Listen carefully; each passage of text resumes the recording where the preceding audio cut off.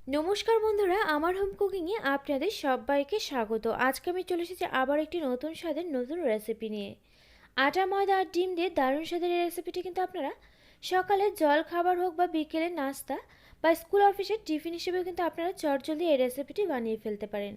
এই রেসিপিটি কিন্তু ছোট থেকে বড় সকলে কিন্তু ভীষণই খুশি হয়ে ভীষণই তৃপ্তি করে কিন্তু খেয়ে নেবে। তো চলুন দেখে নেওয়া যাক এই রেসিপিটি বানাতে এখানে আমার উপকরণ কী কী লাগছে। এখানে রয়েছে পেঁয়াজ কুচি, টমেটো কুচি, ক্যাপসিকাম কুচি, রয়েছে ধনেপাতা কুচি। এখানে আমি কাঁচা পাকা লঙ্কা একসঙ্গে কুচিয়ে নিয়েছি। রয়েছে এখানে 4টে ডিম, রয়েছে স্বাদ মতো নুন, গোলমরিচের গুঁড়ো রয়েছে পরিমাণ মতো। এখানে আমি কিছুটা পরিমাণ চিজ দেখুন ছোট ছোট টুকরো করে এভাবে কেটে নিয়েছি। এখানে আমি দেখুন একটি মিক্সিং বোল নিয়ে নিয়েছি। বোলের মধ্যে আমি দিয়ে দিলাম প্রথমে 1 কাপ পরিমাণ আটা। যে কাপ মেপে আমি আটা নিয়েছি সে কাপ মেপে আমি 1 কাপ পরিমাণ নিয়ে নিলাম এখানে ময়দা। আটা আর ময়দাটাকে একটু প্রথমে খুব ভালোভাবে মিশিয়ে নিলাম। মিশিয়ে নেওয়া হয়ে গেলে এরপর আমি দিয়ে দিলাম এখানে স্বাদ মতো নুন। এরপর আমি এখানে দিয়ে দিচ্ছি 2 চা চামচের মতো সাদা তেল। নুন আর তেলটা দিয়ে এখন আমি আবার একটু খুব ভালোভাবে আটা ময়দার সঙ্গে মেখে নিচ্ছি। আর আপনারা চাইলে কিন্তু এই রেসিপিটি শুধুমাত্র আটা দিয়েও করতে পারেন, আবার শুধুমাত্র কিন্তু ময়দা দিয়েও করতে পারেন। তো এখানে দেখুন তেল দিয়ে খুব ভালোভাবে মেখে নেওয়া হয়ে গেলে এরপর আমি এখানে দিয়ে দিচ্ছি জল। জলটা আমি একবারে ব্যবহার করছি না, জলটা আমি একটু একটু করে দিচ্ছি। আর আটা আর ময়দাটাকে খুব ভালোভাবে মেখে নিচ্ছি। আর এই আটা ময়দাটাকে কিন্তু অবশ্যই করে একটু সময় ধরে মেখে নিতে হবে, কারণ যতটা সময় ধরে মেখে নেওয়া হবে ততই কিন্তু নরম হবে আটা আর ময়দাটা, আর পরোটাগুলো কিন্তু ততটাই নরম তুলতুলে হবে।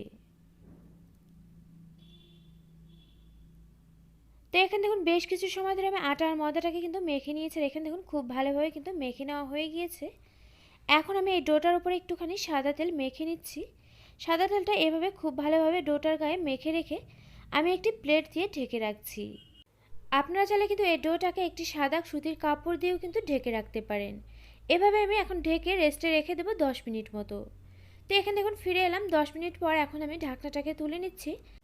ঢাকনাটাকে তুলে নিয়ে এখন আমি এই ডোটার থেকে রুটি যে আমরা তৈরি করে থাকি তার থেকে একটু ছোট সাইজ করে এভাবে লেচি কেটে নিলাম। লেচি কেটে নিয়ে এখন আমি হাত দিয়ে একটু গোল করে নিচ্ছি, ঠিক সেভাবেই যেভাবে আমরা রুটি তৈরি করার আগে করে থাকি।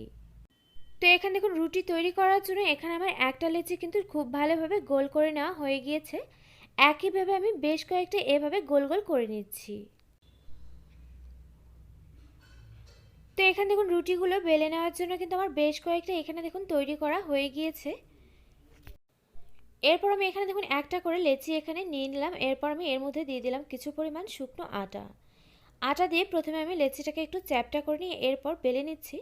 ঠিক যেভাবে আমরা রুটি বেলে থাকি সেভাবে বেলে নিচ্ছি, তবে রুটি যে আমরা তৈরি করি ততটা কিন্তু পাতলা করে এটাকে বেলা যাবে না, তার থেকে কিন্তু সামান্য পরিমাণে একটু মোটা করে এটাকে বেলে নিতে হবে। দেখেন দেখুন একটা রুটি আমার তৈরি হয়ে গিয়েছে, ঠিক এভাবে আমি বেলে নিয়েছি। আর একইভাবে আমি প্রত্যেকটি রুটি বেলে নেব। তো এখানে দেখুন একে একে আমার বেশ কয়েকটা রুটি কিন্তু এখানে বেলে নেওয়া হয়ে গিয়েছে। এরপর আমি এখানে দেখুন একটি বাটি নিয়ে নিয়েছি। বাটির উপর আমি দিয়ে দিলাম প্রথমে একটি রুটি। রুটিটাকে দিয়ে এভাবে একটু হাত দিয়ে দেখুন নিচু করে নিলাম। এরপর আমি আরেকটি রুটি এভাবে দিয়ে নিলাম। এখানে কিন্তু আমি মোট 4টে পরোটা বানানোর জন্য আটাটাকে মেখে নিয়েছি, যদিও সাইড থেকে কিন্তু আটাটা অনেকটাই বেঁচে যাবে। তো প্রথমে আমি 3টে পরোটা বানিয়ে নেব। এর জন্য দেখুন 3টে বাটি আমি রেডি করে নিয়েছি। এর মধ্যে আমি দিয়ে দিলাম একে একে ডিমগুলোকে। আর ডিম যেহেতু অনেক সময় খারাপও হতে পারে, যার জন্য কিন্তু ডিমগুলো আমি একটি প্রথমে আলাদা বাটিতে ভেঙে নিয়ে তারপর এভাবে ঢেলে দিলাম। এরপর আমি এর উপর দিয়ে দিলাম কাঁচা পাকা লঙ্কা। এরপর দিয়ে দিচ্ছি এখানে কোচানো পেঁয়াজ। আর ঝালটা আপনারা যেমন পছন্দ করেন সে বুঝে কিন্তু লঙ্কাটা ব্যবহার করবেন। পেঁয়াজ কুচি দিয়ে এরপর আমি এর উপর দিয়ে দিচ্ছি এখানে টমেটো কুচি। এরপর দিয়ে দিলাম এখানে ক্যাপসিকাম কুচি।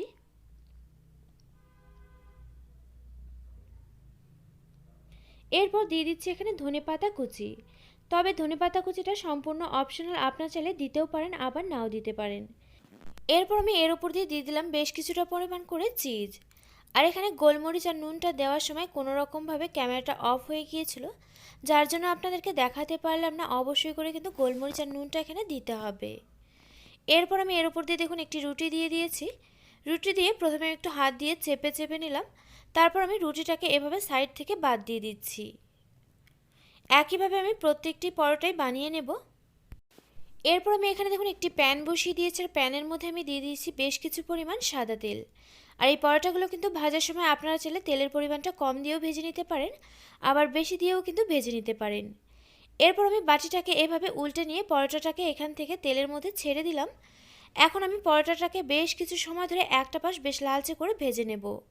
আর পরোটাগুলো কিন্তু ভাজার সময় কখনোই উনুন আঁচটা হাই ফ্লেমেতে রাখা যাবে না, উনুন আঁচটা কিন্তু মিডিয়াম টু লো ফ্লেমেতে রেখে ভেজে নিতে হবে, নয়তো কিন্তু ভিতরের ডিমটা কিন্তু কাঁচাই থেকে যাবে। তো এখানে দেখুন পরোটাটা একটা পাশ ভাজা হয়ে গেলে আমি উল্টে পাল্টে নিলাম। এখন আমি অপর পাশটাকেও বেশ লালচে করে দেখুন ভেজে নিয়েছি বেশ কিছু সময় ধরে। আর পরোটাটা কিন্তু ভাজা হতে হতে দেখুন বেশ কিছুটা ফুলে উঠেছে। এখন আমি পরোটাটাকে তেল থেকে নামিয়ে নিলাম। এরপর আমি এই প্যানেতে দিয়ে দিচ্ছি বাকি পরোটাগুলোকেও। আর একবারে কিন্তু এখানে দুটো তিনটে পরোটা ভাজা যাবে, তবে আমি প্রথমে একটি করে পরোটা ভেজে নিলাম। এখন আমি একবারে দুটো পরোটাকে ভেজে নিচ্ছি। আর বাকি পরোটাগুলোকে আমি একইভাবে বেশ কিছু সময় ধরে উল্টে পাল্টে নিয়ে বেশ লালচে করে ভেজে নিচ্ছি। তো এখানে দেখুন ফিরে এলাম বেশ কিছু সময় পর। এখানে কিন্তু উল্টে পাল্টে নিয়ে আমি পরোটাগুলোকে বেশ লালচে করে ভেজে নিয়েছি। আর পরোটাগুলো যখন এভাবে ফুলে উঠবে তখনই কিন্তু বোঝা যাবে ভেতরের ডিমটাও কিন্তু খুব ভালোভাবে সেদ্ধ হয়ে গিয়েছে। এখন আমি পরোটাগুলোকে নামিয়ে নিচ্ছি। তো এখানে দেখুন নামিয়ে নিয়েছে, আর একেবারে কিন্তু রেডি হয়ে গিয়েছে আটা ময়দা আর ডিমের দারুণ মজাদার একটি রেসিপি। এই রেসিপিটা আপনারা একবার এভাবে বাড়িতে ট্রাই করুন, আশা করছি আপনাদেরও খুব ভালো লাগবে। আর আমার এই রেসিপিটি আপনাদের কাছে কেমন লাগলো অবশ্যই কমেন্ট করে জানাতে কিন্তু ভুলবেন না। আর আমার এই রেসিপিটি যদি আপনাদের কাছে ভালো লেগে থাকে অবশ্যই লাইক করবেন, শেয়ার করবেন, আর আমার এই চ্যানেলটিকে সাবস্ক্রাইব করবেন। পাশে থাকা বেল আইকন অবশ্যই প্রেস করে দেবেন, এতে করে আমার নিত্য নতুন ভিডিওর আপডেট আপনাদের কাছে পৌঁছে যাবে সবার আগে। তো আজকের মতো ভিডিওটা এ পর্যন্ত, আবারও পরে দেখা হচ্ছে অন্য কোনো নতুন ভিডিওর সঙ্গে।